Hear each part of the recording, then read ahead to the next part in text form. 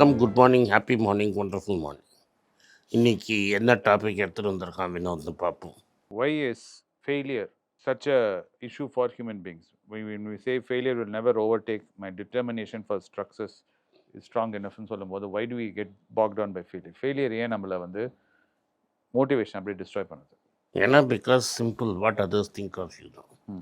Humans don't really worry about what is outcome. Humans worry about what others think of them. Because நீங்கள் வந்து ஒரு குரூப்பில் இருக்கும்போது மற்றவங்க என்னை பார்த்து கைத்தட்டி சிரிப்பாங்க அப்படிங்கிறது ஒரு பெரிய reason.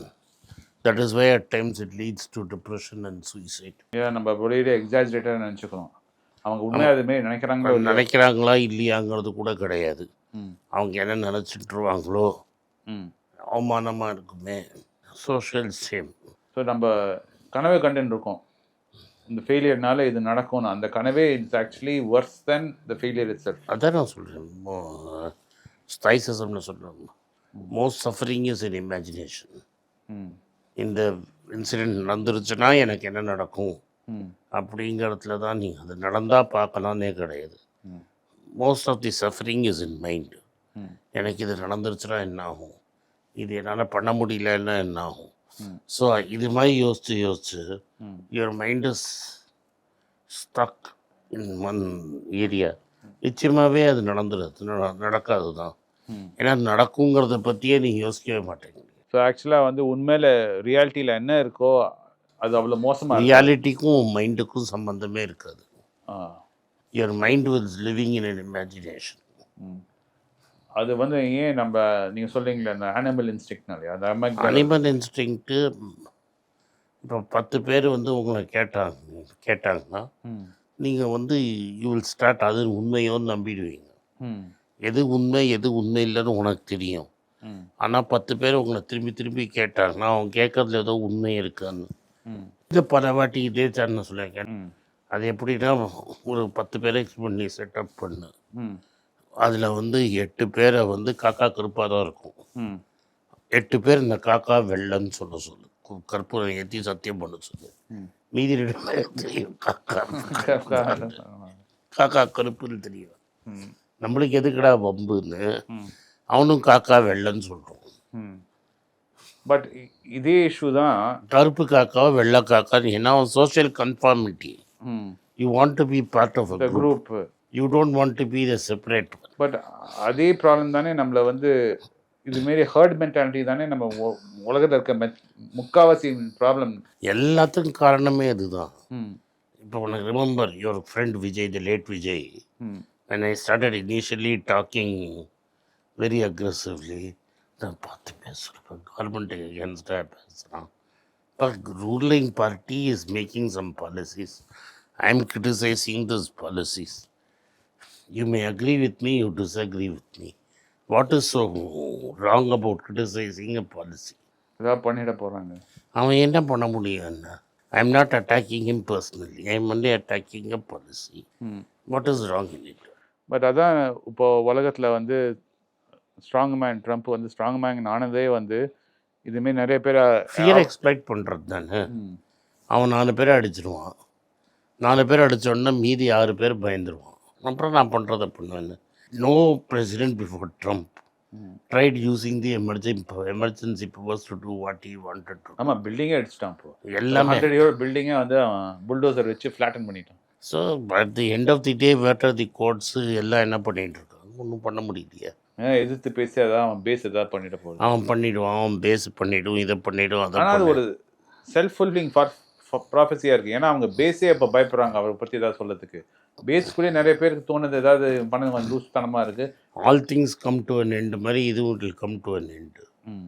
But that's very easy to, அது ரொம்ப சொல்கிறது ஈஸி. பட் அனுபவிக்கிறவனுக்கு தானே தெரியும் அது எவ்வளோ நாளைக்கு அது இருக்கிற வரைக்கும் பயங்கர கஷ்டம். லக்கிலி இப்போ இருக்கிற அமெரிக்காவில் மோர் பீப்புள் ஆர் குவைட். என்ன தெரியுமா, இன்னும் ஒரு 3 வருஷம் சும்மா இருந்தால் இவனை முடிச்சு போடலான்னு. அது நீங்கள் இப்படி சொல்கிறீங்க. ஆனால் அவங்க ஆட்கள்லாம் வந்து இப்போ என்ன சொல்கிறாங்கன்னா இன்னொன்று வருஷம் அதெல்லாம் டைமே இல்லை. ஏன்னா அவங்களோட நம்மளை மாதிரி மெஜாரிட்டி பாஸ் பண்ணி கை தூக்க முடியாது. டு சச் அன் எக்ஸ்டெண்ட் அவன் காங்கிரஸையே கூப்பிட மாட்டேங்கிறானே இப்போ. The Speaker of Congress is not summoning a Congress meeting.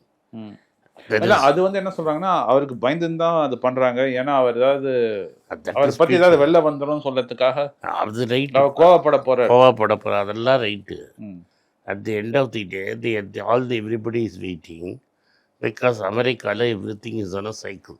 ம். அடுத்த நவம்பர் எலெக்ஷன் நடந்ததுன்னா Columbia the Congress will swing to the Democrats. ம். ஸோ அது ஸ்பிளிட் ஹவுஸு. நீ இன்னும் இவ்வளோ ஈஸியாக பாஸ் பண்ண முடியாது. பை சான்ஸ் செனட்டும் கவுந்துருச்சுன்னா அவன் நேம் டக் பிரசிடென்ட்டு, ஆமா பட் அவன் பேரலாம் நடத்தின்னு இருப்பான். இவனே அவன் கேட்டான். சரி, உண்மை. காங்கிரஸில் இப்போ வந்து ரிப்பப்ளிக்கன் ஸ்பீக்கராக இருக்கிறதால கூப்பிடல, டெமோக்ராட் ஸ்பீக்கராக டெய்லி கூப்பிடுவான். அதை நான் ஒத்துக்கிறேன். ஆனா இந்த டெமோக்ராட்ஸ் ஏன் இப்படி ஆயிட்டாங்கன்னா அவங்க ஃபெயில் ஆனது தானே. அவங்க அந்த ஒரு வாட்டி அவங்க வந்து பைடன் வந்து பிரசிடென்ட் ஆனாரு, அதுக்கப்புறம் அந்த காமலா ஹாரிஸ் வந்து நின்னாங்க. ட்ரம்ப் வந்து டெஃபினட்டாக ஜெயிக்க மாட்டார். எல்லாருமே அந்த ஃபர்ஸ்ட் லிபரல் பேஸே எல்லா என்டர்டெய்னர்ஸ் ஆக்டர்ஸ் எல்லாரும் சப்போர்ட் பண்ணி பயங்கரமா இருங்க Last- இருங்க they இருங்க, lost இருங்க. election. ஒரே நிமிஷம் சொல்ல விடுங்க. அவங்க ஃபெயிலியர் தான் அந்த என்ன நினைச்சாங்கன்னா கட்டாயம் அந்த ட்ரம்ப் ஜெயிக்கவே மாட்டேன்னு காமலா ஹாரிஸ் தான். ஆனால் திடீர்னு இங்கேருந்தோ வந்து ஒரு அடிச்சிட்டாங்க அவங்கள காமலா ஹாரிஸ் டெமோக்ராட்ஸ். ஏன்னா அவங்களுக்கு கண்ணு கூட கண்ணு இல்லை. அந்த ஃபெயிலியர்லேருந்து அவங்களால வெளியே வர முடியல. Because they were living in a fool's paradise. First of all ஒரு கலர்ட் பர்சனே இப்போ தான் ஜெயிச்சிருக்கான். And he was a great speaker, young, charismatic speaker. She was a divisive figure all the way.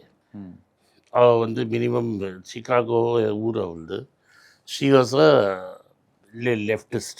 So ஹியூபரஸ்னால அந்த ஃபெயிலியர் அவங்களே hubris தான் அது.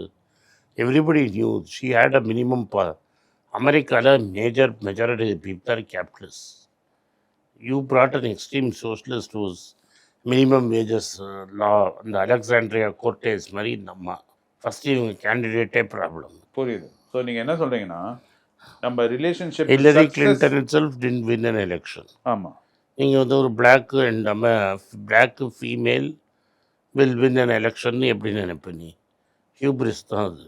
So ஒரு இவெண்ட் ஒரு ரிலேஷன்ஷிப் நம்ம எப்படி ஏன் ஆடுதுன்னா நம்ம வந்து நம்ம கனவு கண்டுன்னு இருக்கோம் இப்படி நடக்க போகிறது என்னன்னு உண்மையை நம்ம பார்க்காம போடுறது உள்ளே போடுறதுனால தான் அந்த ஹியூபரஸ்னால தான் அந்த ஃபெயிலியரும் நம்மளால் அக்செப்ட் பண்ண முடியல. ஏன்னா டெஃபினட்டாக அது 2 மடங்காக அடிக்குது நம்மள.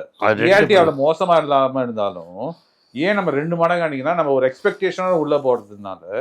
see, political inclination is same. Political inclination is also different. Who is your leadership? See, அங்கெல்லாம் என்னன்னா since the parties are more than 100 years old, ஒரு leadership transition also takes place. இங்கே லீடர்ஷிப் ட்ரான்சிஷனே கிடையாது.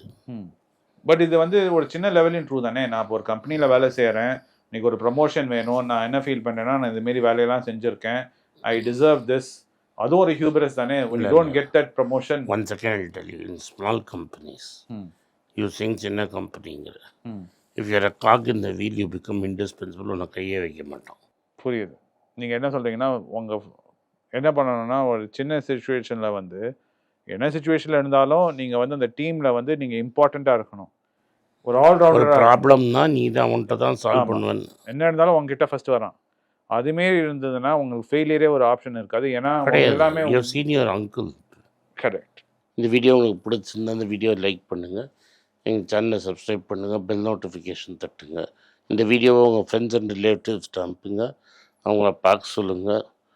பிடிச்சிருந்தா அவங்கள சப்ஸ்கிரைப் பண்ண சொல்லுங்கள். நன்றி, வணக்கம். வணக்கங்க. நான் டோட்டலாக வந்து 6 புஸ்தகம் எழுதியிருக்கேன். 3 இங்கிலீஷில், அதோட 3 தமிழ் டிரான்ஸ்லேஷன். யாருக்கெல்லாம் அந்த புஸ்தகத்தை வாங்கணும்னு நினைக்கிறீங்களோ கீழே இருக்கிற வாட்ஸ்அப் நம்பரில் கனெக்ட் பண்ணுங்கள். எங்கள் டீம் உங்களை கான்டாக்ட் பண்ணி இந்த புஸ்தகத்தை பற்றி டீட்டெயில்ஸ் கொடுப்பாங்க.